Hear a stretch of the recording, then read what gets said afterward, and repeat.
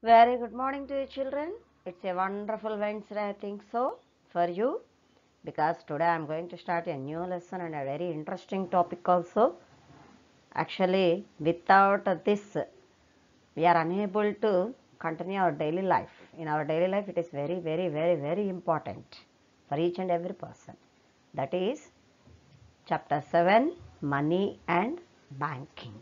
Okay, so in this chapter, how the money started, discovered, this all we are going to learn. It's very interesting. You come to know that. Okay. Now I'm continuing the topic. That is this is the part one actually. Topics to be covered in this topic. Sorry, in this chapter are trading without money, exchange with money, evolution of forms of money, paper money, and emergence of banks, modern banks, commercial banks, deposits, saving deposits or savings accounts, basic saving bank deposit accounts, that is BS, BDA, current account deposits, checks. How does the system work? Internet banking, bank accounts for minors, fixed deposits, loans, types of loans. Now, I'm going to start the trading without money. Can you expect that? Nowadays, is it possible without using money? Can you purchase any item? Impossible.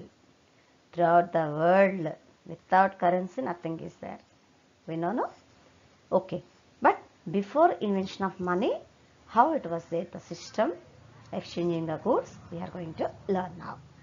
Kirtika has ragi and Bhanupriya has mangoes. But here Kirtika wants mangoes. So how she could exchange her ragi with mangoes? Clear? She has the ragi but she wants the mangoes. How she exchanges? At that time she may request Bhanupriya. If suppose Bhanupriya has excess mangoes, then she can exchange with Kirtika the ragi. And another problem, if suppose Bhanupriya wants ragi, then only she wants to exchange her mangoes with Kirtika. Here one situation. Next, you see that Srivatsa has some rice. He wants potatoes. And Tanmay has potatoes. He is willing to exchange with rice. Means here mutually they both are interested to take each other's item. So Srivatsa wants to take potatoes. He took it from the Tanmay. And Tanmay wants the rice. So he exchanged with the Srivatsa. So here mutually understanding is there. So they exchanged each other.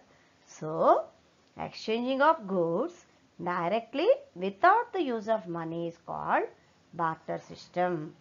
Now without using money it's not possible. But olden days we have the system without using the money we exchange directly the goods or the products. So that system is called barter system. Now, not only olden days, till in Srikakulam district, some of the villages this system is going on. They exchange with the rice or paddy some other goods. Okay? You see, of course, this picture is a old cartoon picture. Here one person has tomatoes. Sashank, we can feel it. And here another person, maybe Tanvish, he has the sheep. So they both are going to exchange those products. Okay, that is a sheep with tomatoes or apples. Okay, we'll see now what is that next step.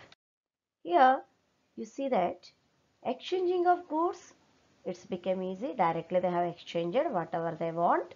It's become easy. Okay, that we studied. But even that, actually that system is called barter system. Even in that system also some problems are there. Here you see that best example. Here Manish has goat, Rachel has wheat, Magna has jowar. Actually Manish wants the wheat but Rachel doesn't want the goat. Here you see how they'll exchange, it's a problem. But here Rachel wants the jowar but Meghna doesn't want wheat. Meghna wants the goat. So here a triangular system it is going on to exchanging of the goods. So here it's a problem now. How they exchange? how they divide that goat, how they exchange the goat with the jowar or the wheat, or wheat maybe with jowar or goat, or jowar with wheat or goat. This is a totally confusing stage. Okay, how it's took place, what are the changes we got it. Now we are going to start exchange with the money. If we use money, there will be no problem in exchanging commodities or the products or goods.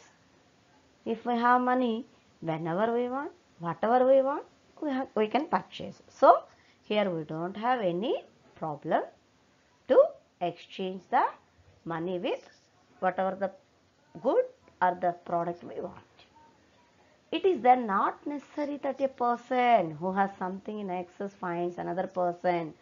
Actually, olden days what happened?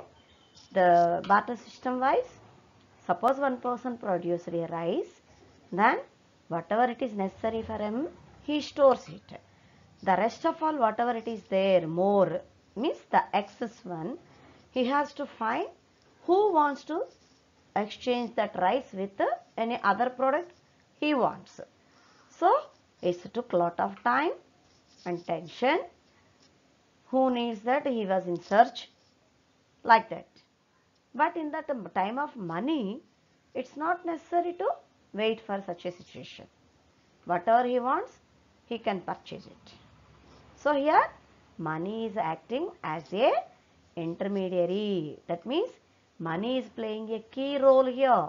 It is my money became a main exchangeable item here. So it is a intermediary good, something that is held for some time. Means whenever it is, at what time we want, and when we want, we can utilize the money, because it can be used for further.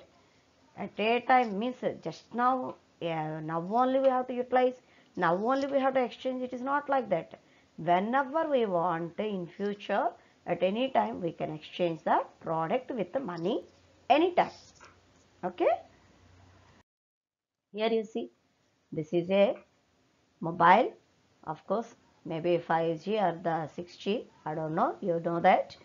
And here it is exchanging with the money, selling that. Means not only the mobile, any product with exchanging money we can purchase. It is able to do that because it is acceptable to all. Why it is easy? Why it can be do that very easily? Because money is totally wanted by each and every person. Each and every person is accepting the money.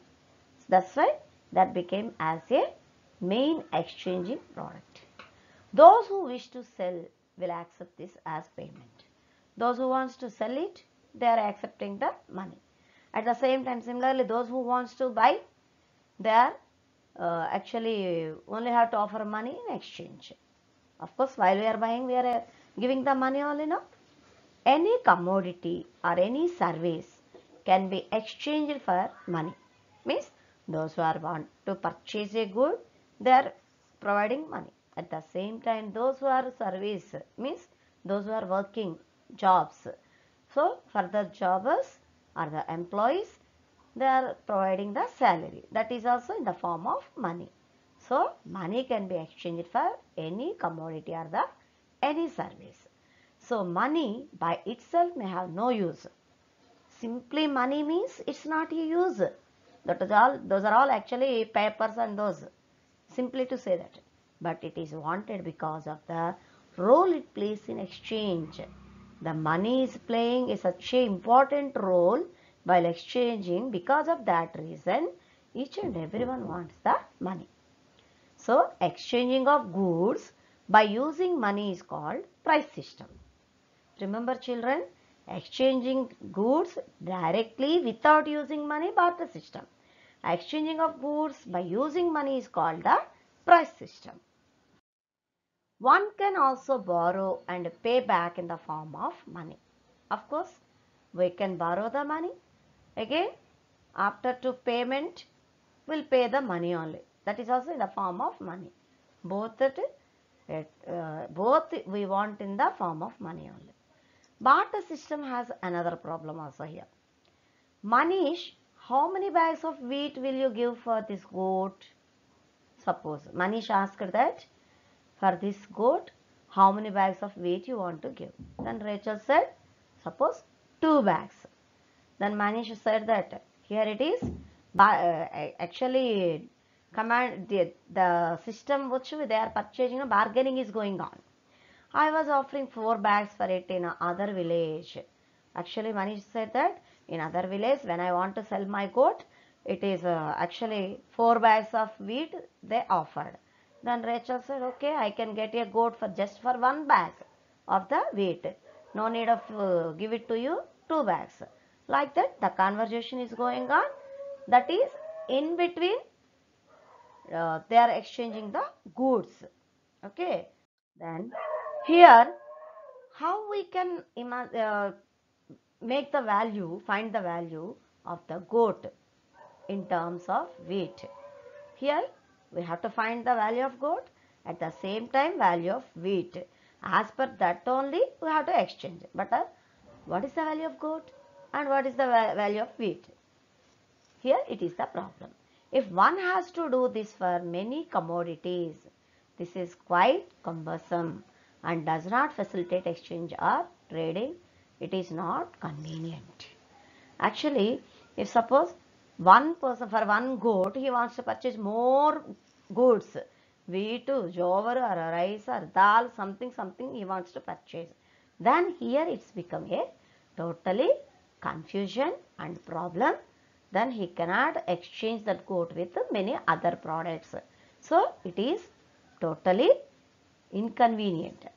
With money you can buy small items also. If suppose the person has, instead of goat, money, he can go to that one shop, wheat 1 kg he can purchase, another shop half kg jowar, another shop he can purchase half kg dal.